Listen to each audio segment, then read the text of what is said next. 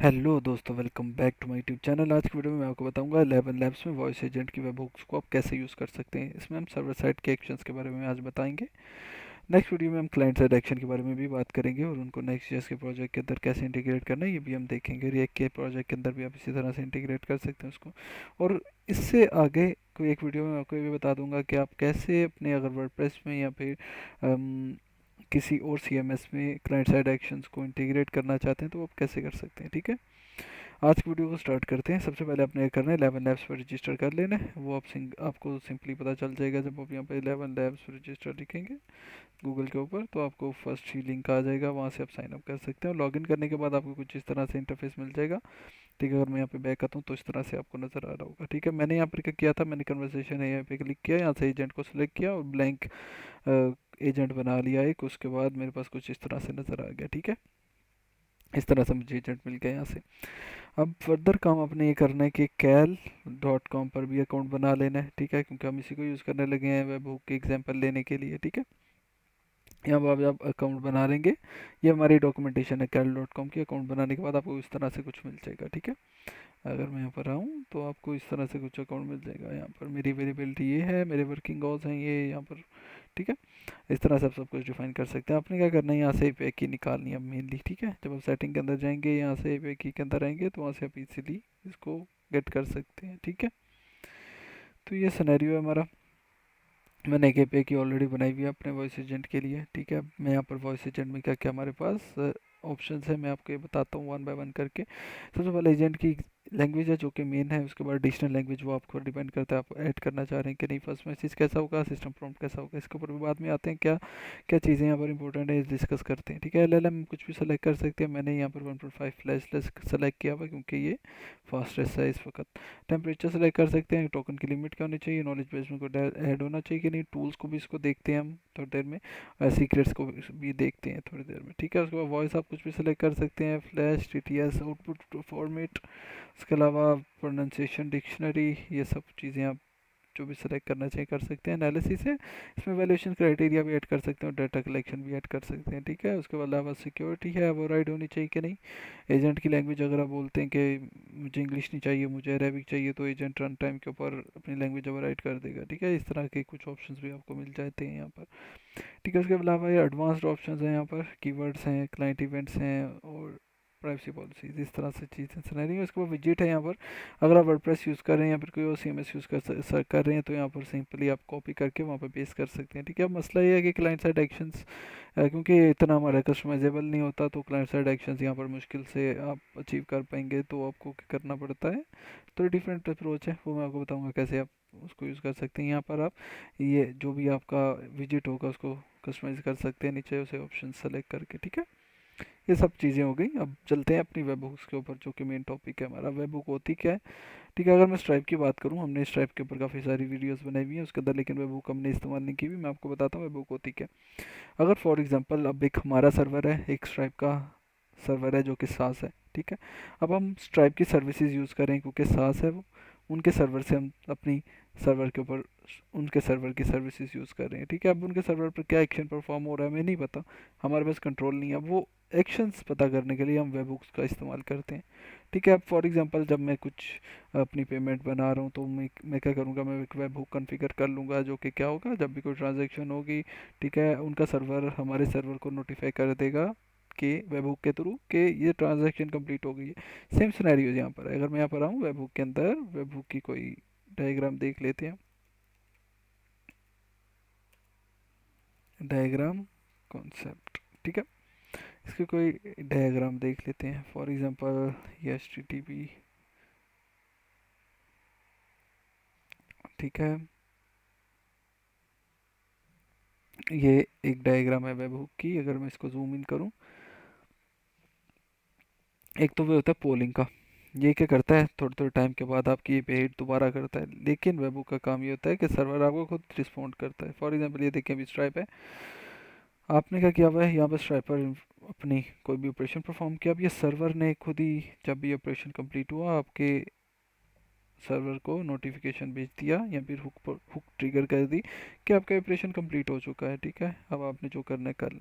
अब ये पोलिंग का कॉन्सेप्ट ये है कि एपीआई कॉल्स आपको काफ़ी सारी करनी पड़ती हैं, तो ये छाप पे नहीं होता, वेबुक पर वेबुक यूज़ करना हमें पड़ता है इसको अच्छे से यूज़ करने के लिए। ठीक है, ये हमारा वेबुक का कॉन्सेप्ट है। अब चलते हैं यहाँ पर। अब यहाँ पर वेबुक कैसे हमने यूज़ करनी है इसको जानने से पहले यहाँ पर आते हैं, सिस्टम प्रॉम्प्ट को थोड़ा सा डिस्कस कर लेते हैं। ठीक है, सिस्टम मैंने प्रॉम्प्ट कैसे लिखा हुआ, पहले रोल डिफाइन किया हुआ है कि एजेंट का क्या रोल है, उसके बाद कॉन्टेक्स्ट क्या होना चाहिए एजेंट का, उसके बाद टास्क परफॉर्म किए में और एडिशनल डिटेल्स है लास्ट पे। ठीक है, रोल्स में मैंने क्या लिखा हुआ, you are smart interactive voice assistant design to help user book their meeting efficiently. क्योंकि हम यहाँ पर एग्जाम्पल के तौर पर एक मीटिंग की स्केजुलिंग देखेंगे कि क्या कैसे आप बुक कर सकते हैं, क्या स्केड्यूल अवेलेबल है वगैरह वगैरह। ठीक है, अब your primary role is to act as a meeting agent that understands user commands, execute tasks accurately and provide clear response. ठीक है, your assistant interacts with the user with voice commands and processing language or perform action related to the meeting. ठीक है, अब यहाँ पर कुछ task है, हमने यहाँ पर एक ही वो हुक यूज़ की हुई है गेट अवेलेबल स्लॉट्स की। ठीक है, ये जो सी फर्दर हमने बुक मीटिंग वाली हुक इसके अंदर नहीं यूज़ की हुई, आप वो चाहें तो खुद भी इस्तेमाल कर सकते हैं। मैंने इस वीडियो में नहीं इस्तेमाल की हुई, आपको एक कोर एक्शन बनाना पड़ेगा और उसके अंदर अब वो एपीआई रखनी पड़ेगी। वो कैसे रखनी है वो मैं आपको बताता हूँ अभी। ठीक है, यहाँ पर मैंने इसको यूज़ किया हुआ है, उसके अलावा मैंने उसकी फर्दर इन्फॉर्मेशन दी हुई है। To check available assume the user is looking for a 15-minute meeting. If no data is provided, then ask for the date and time from user to book their meeting. ठीक है, further इसकी details है कि book meeting को आपने कब इस्तेमाल करना है। Once the time is agreed upon, use book meeting to book the meeting, collect the required details such as caller's name, meeting date, meeting time, duration और email address वगैरह। ठीक है, जो कि आपको प्रोवाइड करना पड़ता है नेसेसरी इन्फॉर्मेशन। उसके अलावा collect the meeting has been scheduled and provide a summary to user.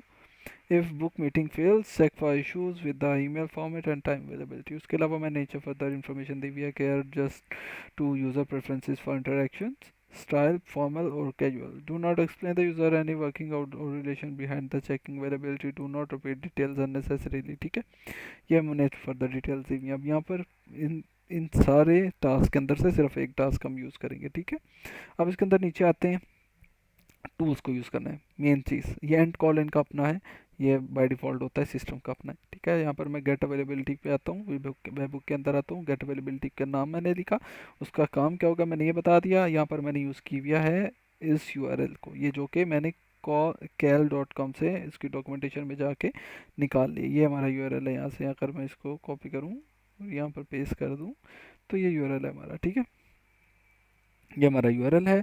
उसके अलावा यहाँ पर मैंने कुछ हेडर्स दिए हुए हैं, अगर मैं इसकी एपीआई की डॉक्यूमेंटेशन में आऊँ फर्दर हमने यहाँ पर हेडर प्रोवाइड करने होंगे, जो भी इनको इनके हेडर होंगे। फॉर एग्जांपल अब जो कि नेसेसरी हेडर्स हैं वो मैं यहाँ पर ऐड कर रहा हूँ। कैल एपीआई वर्जन, ऑथराइजेशन है, उसके अलावा कंटेंट टाइप किस टाइप की होनी चाहिए। ठीक है, ये बाय डिफ़ॉल्ट हेडर आपके जाते ही जाते हैं। इसके अलावा यहाँ पर फर्दर क्या लिखा हुआ है, क्यूरी पैरम्स की डिटेल है कि स्टार्ट टाइम क्या होना चाहिए, और उसके आगे मैंने जो भी ये डॉक्यूमेंटेशन में लिखा हुआ है स्टार्ट टाइम का जो कि रिक्वायर्ड है, start time string starting with the from which is fetch slot in UTC time format. ठीक है, आगे एंड टाइम है, एंड टाइम भी यूटीसी फॉर्मेट में होगा। जो कि रिक्वायर्ड डिटेल जो रिक्वायर्ड डिटेल है मैंने यहाँ पर ऐड कर दी। ठीक है, फर्दर भी आप इनपुट्स ले सकते हैं। ठीक है, अगर इनपुट्स ले रहे हैं और रिक्वायर्ड नहीं है तो आपको इसको अनचेक करना पड़ेगा। मैंने थोड़ा सा जल्दी ख़त्म कर दिया है यहाँ पर। उसके अलावा हम सेव चेंजेस पे क्लिक कर सकते हैं, और ये बैरर टोकन मैंने ऐड किया हुआ है। ये कहाँ से मैंने उठाया, ये मैंने उठाया है यहाँ से, एपीआई की के अंदर आता हूँ कैल.com से, क्योंकि हम उसकी हुक को यूज़ कर रहे हैं तो यहाँ पर आपको डिफाइन करना पड़ेगा एक टोकन को। उसके अलावा आपको ये करना पड़ेगा, अब मैंने सेव कर दिया और अब हम टेस्ट कर सकते हैं इस एजेंट को। ठीक है,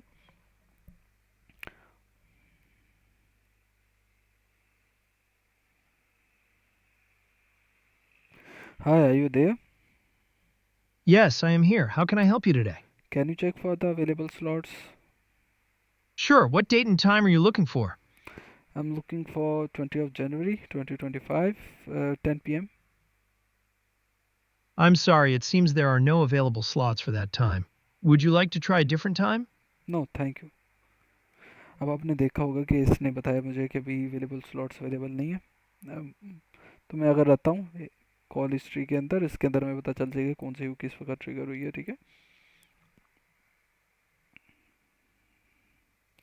इसके अंदर आने के बाद इसकी ट्रांसक्रिप्ट के अंदर जाऊंगा मैं, और यहाँ से मैं आपको बताता हूँ कि मैंने जब उससे पूछा आई am looking for 20 January 2025 10 PM, ठीक है। उसने कॉल किया और ये हमारे पास कुछ अवेलेबल स्लॉट्स है, ठीक है। उसके बाद उसने फिर दोबारा कॉल किया, ठीक है। दो बार उसने कॉल किया, एक बार उसके पास अवेलेबल स्लॉट्स है, एक बार नहीं है, ठीक है। ठीक है, उसके अलावा उसने उसके बाद बता दिया जो भी ये पे का रिस्पॉन्स आया था उस पर, इसके बाद उसने बता दिया कि यहाँ पर हमें यह स्लॉट अवेलेबल नहीं है, तो कोई डिफरेंट देखना चाहते हैं तो बता दें। तो इस सिनेरियो कुछ इस तरह से काम कर रहा है इसका। तो आप इसको थोड़ा सा और रिफाइन करके अच्छे से यूज़ कर सकते हैं। तो ये आज की वीडियो थी। थैंक यू वीडियो देखने के लिए। और इसके जाते जाते मैं एक चीज़ आपको बता देता हूँ। अगर तो आप इस एजेंट को कहीं पर यूज़ करना चाह रहे हैं, फॉर एग्जांपल अपने फ्रंट एंड वाली साइट पर, तो आपको इसके आईडी की ज़रूरत पड़ेगी। वो आईडी कहाँ से आप निकाल सकते हैं, वो आपको यहाँ से मिल जाएगी। ये रही इसकी आईडी, ठीक है। इसको कॉपी करके आप इस एजेंट की आईडी को यूज़ कर सकते हैं, और ये एजेंट इस वक्त पब्लिक है, ठीक है। तो ये वीडियो थी आज की। थैंक यू वीडियो देखने के लिए।